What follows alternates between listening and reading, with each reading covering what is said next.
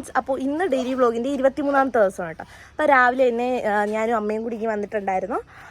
വന്നിട്ട് അത് നമ്മൾ ഇതിൻ്റെ മീൻ ടാങ്ക് വൃത്തിയാക്കാനായിട്ടൊക്കെ ഉള്ള ഒരു പരിപാടിയിലാണ്. അപ്പോൾ എന്തായാലും വീഡിയോ കാണാം. എന്താ അപ്പച്ചിയും അനിയനും എല്ലാവരും നിൽക്കുന്നു, വൃത്തിയാക്കാനായിട്ട് പോവുകയാണ്. മൊത്തത്തിൽ ഇലയൊക്കെ വീണ് അഴിവി കിടക്കുകയാണ് കേട്ടോ ഫുള്ള്. ആ കുഞ്ഞു മീനുകളൊക്കെ എവിടെ, ഇതിൻ്റെ അകത്ത് ഇതോ അവിടെയൊക്കെ എടുത്ത കുഞ്ഞു മീനുകൾ, മറ്റേ മാക്രി കണക്കത്തെ കുഞ്ഞ് മീനുകളും ഇതാണ്ട. അത് ഗൗരാമിയാണ് കേട്ടോ. ഇതാണ്ട് ഇത്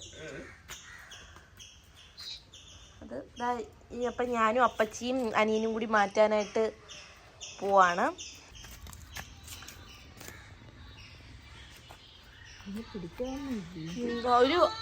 ഒരു തോർത്തെത്തി എടുത്തോണ്ട് വരോ. അരിപ്പ്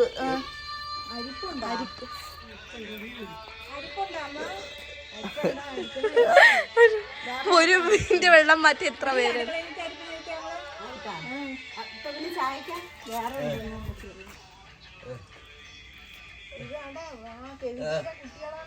ഓ എന്തേരിന്റെ അച്ചാമ്മ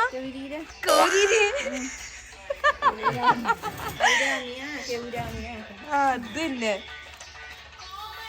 ഹായ് ഫ്രണ്ട്സ്, അപ്പോൾ ഇതാ നമ്മൾ ഫുള്ള് വൃത്തിയാക്കിയിട്ടുണ്ട്. അപ്പച്ചിത തളർന്ന് ഒരവസ്ഥയായിട്ടുണ്ട്. അതാ നോക്കിക്കൊണ്ട് നിൽക്കുന്നു, വെള്ളം നിറയുന്നു. അതാണ്ട് ഇത്രയും കുട്ടികളുണ്ട് കേട്ടോ. അഫിരാമി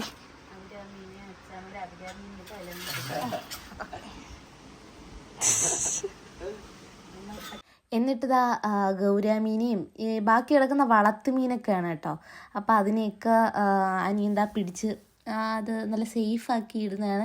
മറ്റേ അരിപ്പ് വെച്ച് പിടിക്കാനായിട്ട് അതിൻ്റെ പുറത്തൊക്കെ കൊള്ളും എന്നൊക്കെ ഉള്ളൊരു പേടിയാണ്. പക്ഷേ സത്യം പറഞ്ഞാൽ വേറെ ഇതിന് കൈ കൊണ്ട് പിടിച്ചുകൂടാ, അല്ലെങ്കിൽ പിടിക്കുക, അങ്ങനെയൊക്കെ എന്തൊക്കെയാണ് പറയുന്നതായിട്ട്. അങ്ങനെ എന്നാൽ പിന്നെ ശരിയും അരിപ്പ് കൊണ്ട് പിടിക്കാമെന്ന് ചോദിച്ചാൽ എന്താ ഇങ്ങനെയൊക്കെ പിടിച്ചിടുന്നത് കേട്ടോ.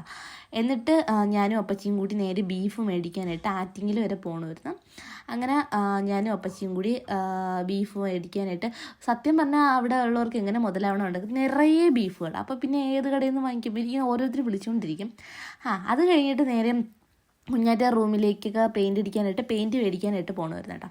അങ്ങനെ നമ്മൾ പെയിൻറ്റൊക്കെ മേടിച്ച് കുഞ്ഞാറ്റ എന്നിട്ട് വന്നിട്ട് ആ പെയിൻറ്റൊക്കെ അടിച്ചു. ഒരു ലാവൻഡർ കളറും അതേപോലെ തന്നെ ഒരു വയലറ്റ് കളറും കൂടി ഉള്ള രണ്ടും കൂടി ഉള്ളൊരു കളറാണ് കേട്ടോ മേടിച്ചത്.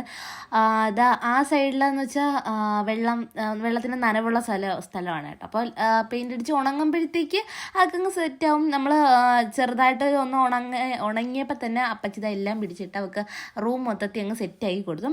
എന്നിട്ട് നമുക്ക് കുട്ടീസിൽ പോകണമായിരുന്നു കേട്ടോ. സാധനം മേടിക്കാനായിട്ട് നമുക്ക് കുട്ടീസിൽ പോകണമായിരുന്നു.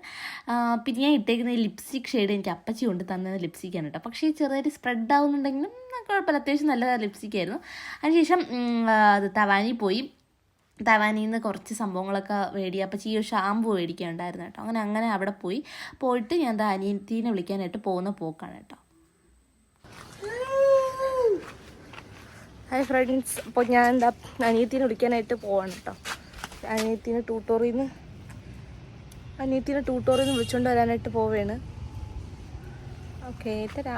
എന്നിട്ട് അനിയത്തീനെ വിളിച്ച് വീട്ടിൽ കൊണ്ടുവരുന്ന വീഡിയോ എടുക്കാൻ ഞാൻ അങ്ങ് മറന്നു കേട്ടോ. പിന്നെ പെട്ടെന്ന്, അതായത് നല്ല മഴക്കോളുണ്ടായിരുന്നു. അപ്പോൾ പെട്ടെന്ന് അപ്പച്ചി പറഞ്ഞു ഒരുങ്ങി വാ, നമുക്ക് കൊച്ചച്ഛൻ്റെ വീട് വരെ ജസ്റ്റ് ഒന്ന് പോകണമായിരുന്നു. അപ്പോഴത്തേക്ക് പെട്ടെന്ന് ഒരുങ്ങി വാ എന്ന് പറഞ്ഞിട്ട് അങ്ങനെ നമ്മൾ പെട്ടെന്ന് ചടപടാ ഒരുങ്ങിയതുകൊണ്ട് അതൊന്നും വീഡിയോ എടുക്കാൻ പറ്റിയില്ല. പിന്നെ കൊച്ചച്ഛൻ്റെ ഇവിടെ വീട്ടിൽ എത്തിയിട്ടുണ്ടായിരുന്നു.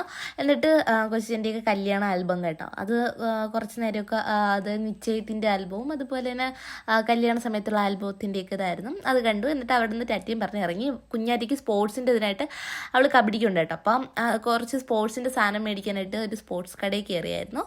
എന്നിട്ട് തിരിച്ചു വരുന്ന വഴിക്ക് നല്ല മഴ പെയ്തു. നമ്മൾ കുറച്ചൊക്കെ നനഞ്ഞു. ബാക്കി ഇങ്ങോട്ട് വന്നപ്പോഴത്തേക്കും മഴ തോർന്നു. എന്നിട്ട് നേരെ നീണ്ടു കിടക്കുന്ന റോഡേ വഴി നമ്മൾ പോവുകയാണ്.